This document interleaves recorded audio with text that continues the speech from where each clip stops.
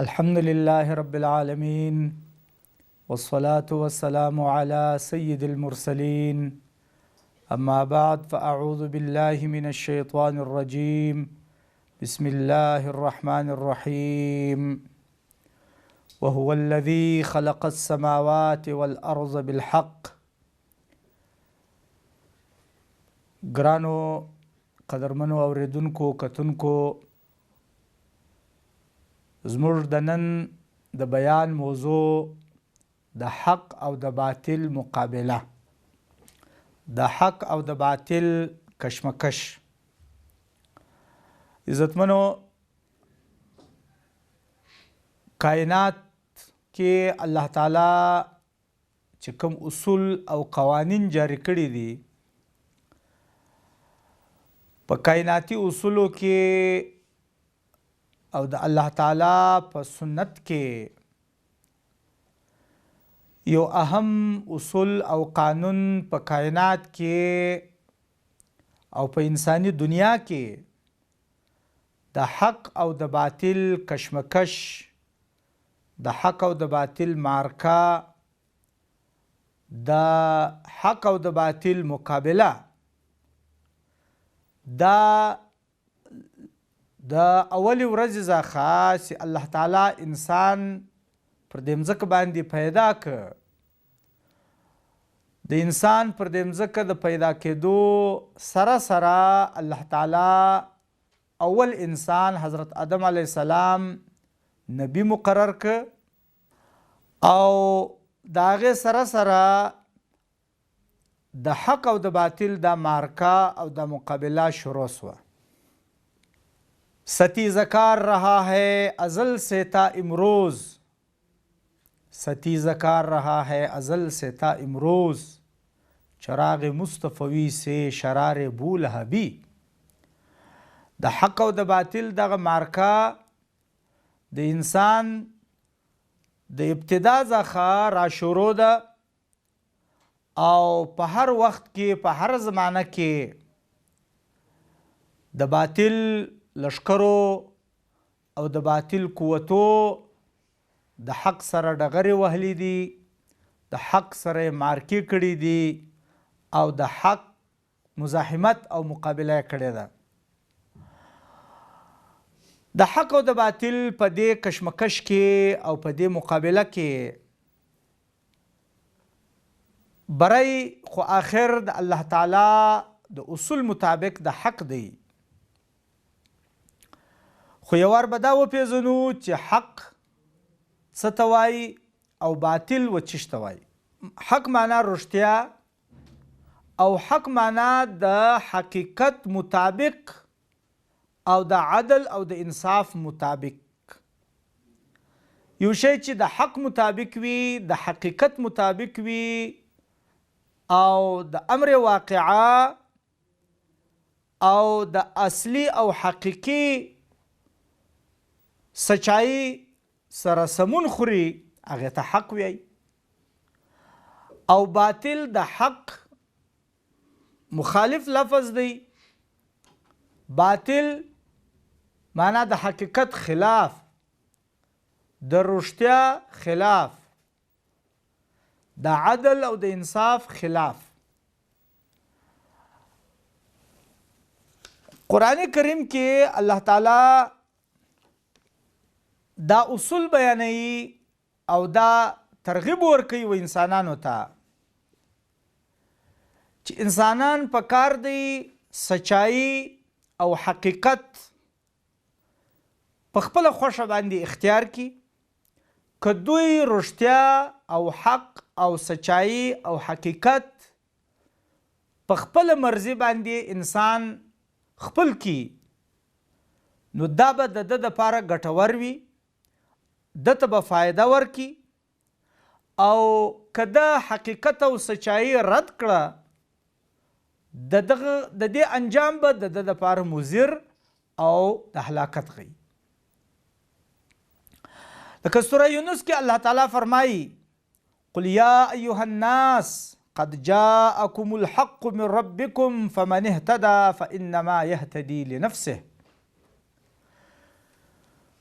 ای انسانانو تاسو له حق سچایي حقیقت د رښتیا دین الله درلېږلی دی. تاسو ته حق راغلی دی د قرآن کریم په شکل کې او حق درته راغلی دی د رسول الله صلی الله علیه وسلم په شکل کې. فمن اهتدى فانما يهتدي لنفسه. چې څوک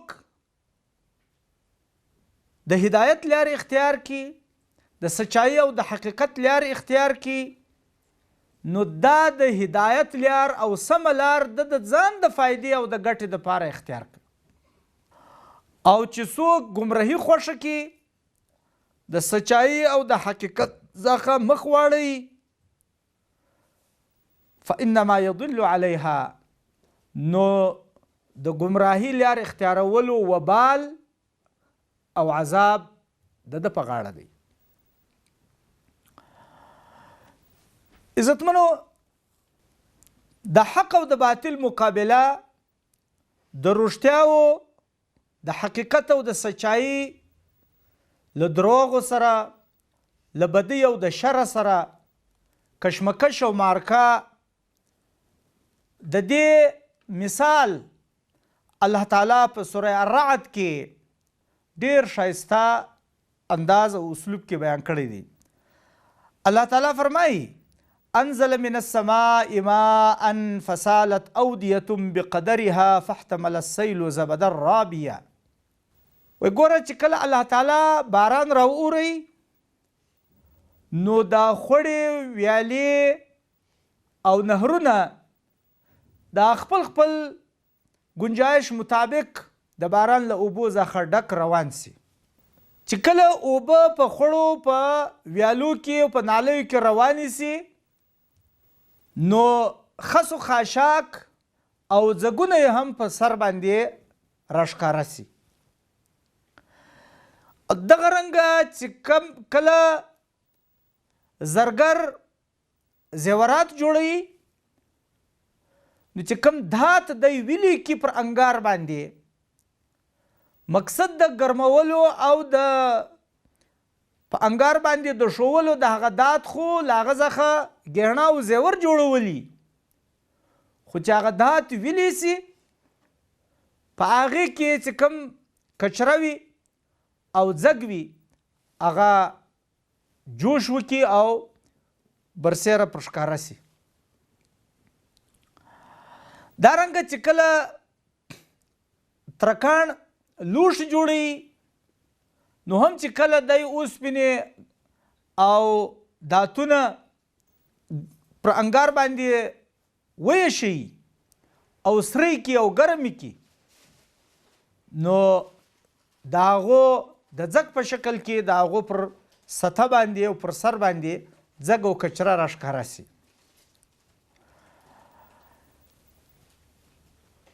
دا مثال ورکوي الله تعالی د حق او د باطل. كذلك يضرب الله الحق والباطل. په دې مثال کې د باران، په دغه تمثیل کې د باران څخه اشاره ده وحی ته. الله تعالی کم تعلیم، کم ښایسته هدایت را نازل کړی دی، د هغه مثال د باران دی. او د مؤمنانو چې څوک دا هدایت قبول کړي، د هغو مثال د دغه نالیو او د خوړو او د نهرو دی چې هغه د خپل گنجایش مطابق د دغه هدایت، دغه آسماني باران څخه د هدایت د دې باران څخه په خپل گنجایش مطابق اوبه راواخیستې او اوبه پکې روانې سوې. چې کله د هدایت نزول وسو، د نبوت او د وحی تعلیم راغی، انسانیت ته د حق ښوولو رڼا راغه، او دا رڼا انسانانو قبوله که په خپلو سینو کې او په خپل ژوند کې، نو له دې سره سره د باطل خس و خاشاک او د برایي او د شر د قوتو ځګونه هم برسیره راښکاره سو. دغه رنګه د چې کله زرګر او سونار ګیڼه او زیور جوړوي، یا ترکاڼ نور داتونه ویلی نو همدغه رنګه ځګونه پر څیره باندې ښکاره سي. فاما الزبد فيذهب جفاء، دا ځګ چې د اوبو پر سر را ښکاره سي یا د داتو او د ګېڼې جوړولو په وخت کې دا ځګ او خسو خاشاکو کچره چې برسیره پر سر باندې را ښکاره سي دا عارضي ده. فاما الزبد فيذهب جفاء، دا ځګ ختمېدونکی دی، وچېدونکی دی. واما ما ينفع الناس فيمكث في الارض، او چې کوم شی و انسانانو دپاره مفید دی او انسانانو دپاره ګټور دی هغه قایم پاتې کېدونکی دی. كذلك يضرب الله الامثال، الله تعالی د حق او د باطل باندې د پوه کولو دپاره و تاسو ته دا مثالونه بیانوي. لکه د اوبو پر سر باندې ځګ پایدار شی نه دی، ختمېدونکی دی. دغسې په کائنات کې د حق او د باطل په کشمکش او په مقابله کې د باطل عمر نسته، باطل ختمېدونکی دی، باطل ورکېدونکی دی او پایداری، ثبات، دوام او فایدمن شی، مفید شی و انسانانو ته هغه سچایي او حق دی چې د کوم مقابلې له باطل راپارېدلی و. دارنګې الله تعالی په کائنات کې د حق او د باطل د مقابلې یو منظر بل ځای بیانوي چې کله نبی کریم صلی الله علیه وسلم سیرت مبارکه حیات طیبه ته موږ ګورو، نبی کریم صلی الله علیه وسلم مکی ژوند او بیا مدني ژوند 23 کاله د نبوت ټول د حق او د باطل په دې کشمکش کې تیر سو. او چې کله رسول الله صلی الله علیه وسلم په مکه کې و 14 کاله نبی کریم صلی الله علیه وسلم په مکه کې د حق دعوت او د هدایت پیغام وړاندې کاوه، نو د شر او د باطل قوتو د سخت مقابله او مزاحمت وکړ او د سختو ستونزو سره نبی کریم صلی الله علیه وسلم او د ملګري مخامخ کړل.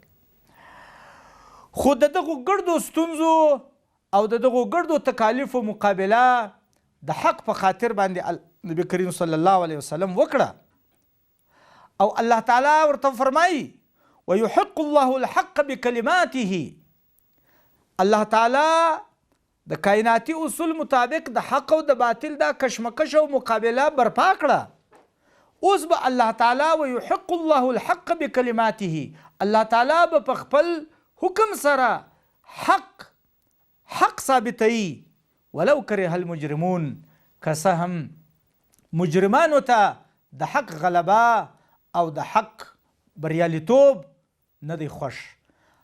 خو الله تعالی به د حق او د باطل په دې کشمکش او مقابله کې بری او فتح و حق ته ورکوي. دارنګه په مکه کې کفارو د نبی کریم صلی الله علیه وسلم د هدایت د دې چراغ د مړه کولو هر کوشش وکړ.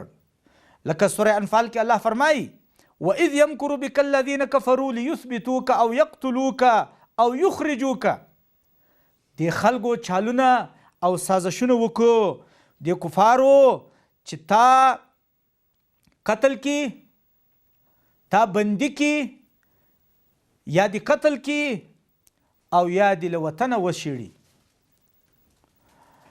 ويمکرون ويمکر الله، دوی د الله د نبی د ناکامه کولو تدبیرونه او سازشونه کول، الله تعالی د دوی د سازشو د چالو د ناکامه کولو تدبیرونه وکړو او بیا نتیجه مخې ته راغله چې هغه د حق مزاحمت کوونکي کامیاب سو او که د حق پیروکاران کامیاب سو. او بیا چې کله رسول الله صلی الله علیه وسلم په 23 کاله کوشش او مهنت سره حق غالب کړ او په ګرد عرب وطن کې د توحید او د لا اله الا الله محمد رسول الله غږ پورته سه او دا دعوت غالب سه. په 8 کال د هجرت باندې چې کله مکه فتح سوه او مشرکینو چې په بیت الله شریف کې دننه 360 بوتان یې وو، نو هغه بوتان نبی کریم صلی الله علیه وسلم ماتول او دا آیت یې پر ژبه مبارکه جاری وو چې جاء الحق وزهق الباطل. حق غالب سو، حق بریالی سو، حق راغی، وزهق الباطل باطل وتښتېده، شرک ختم سو، د کفر ملا ماته سوه. ان الباطل کان زهوقا، باطل دی د دا لپاره چې میټاوږي او باطل ختمیږي. باطل پایداری نه لري، ثبات او دوام نه لري، د انسانیت دپاره مفید شی نه دی. حق ثبات او دوام لري، حق استقرار لري، حق قائم و دائم پاتیږي. نو په دې وجه باندې که څوک دغه حق او د سچایي نه ومني او د حق دعوت او د سچایي دغه دعوت ټکراو کی، د هرې معاملې یو آخري انجام وي. د حق او د باطل د کشمکش به هم آخري انجام مخې ته راځي، آخري نتیجه به راځي او آخري نتیجه به د چا په حق کې وي. ښکاره خبره ده د سچایي او د حق د غلبې په صورت کې به د دې کشمکش نتیجه راوځي. اوس دا سوال چې الله تعالی د حق او د باطل په دې کشمکش کې مقصد څه لري او دا ستیزہ کار رہا ہے ازل سے تا امروز، چراغ مصطفوی سے شرار بولهبی. دا چې هر وخت د حق د چراغو سره د باطل تیز او توندې هواګانې دا چراغ مړه کوي او د حق او د باطل دا مقابله او کشمکش رواني. په دې کې غرض څه دی؟ په دې کې غرض دا دی چې الله تعالی فرمایي سوره محمد کې ولو یشاء الله لانتصر منهم. ګوره الله وایي که زه وغواړم زه د کفر او د باطل د علمبردارانو څخه زه په خپل طاقت او قدرت سره انتقام او بدل اخیستلی سم، خو دا زما اصول نه دی. زه د کفارو او د حق مزاحمت کوونکو سره ځکه انتقام په خپل طاقت او قدرت نه اخم. دا د حق او د باطل مقابله او کشمکش د دپاره دی چې الله تعالی آزمایش وکي، امتحان وکي پر حق پرستانو باندې چې کم چا حق په زړه قبول کړی دی هغه د حق دپاره قرباني ورکولی سي د ځان او د مال او د وخت، او هغه د باطل د قوتو سره څومره مقابله کولی سي او د حق دپاره څونه قرباني ورکولی سي. دغه ازمایش او امتحان دپاره د حق او د باطل دا کشمکش دی.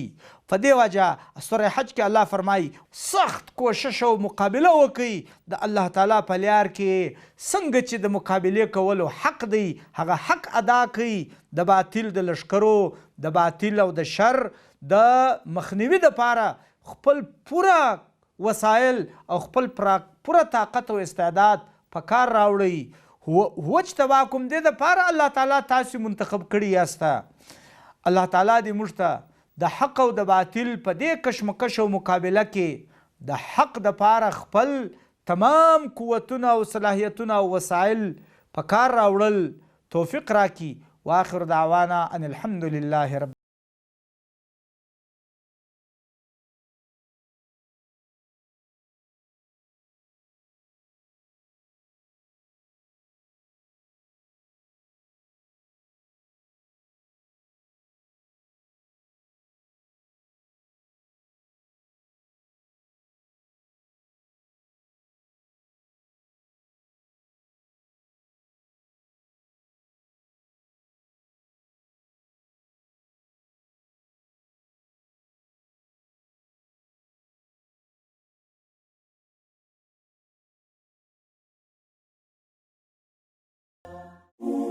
د پیغام پښتو ټي وي ځانګړي او مستند معلوماتو باندې مبني بشمیره تعلیمي او دینی ویډیوز لپاره زموږ پاڼه سبسکرایب کړئ او زموږ د نوي ویډیوز نه د اپډیټ لپاره په بیل آیکن کلیک کړئ.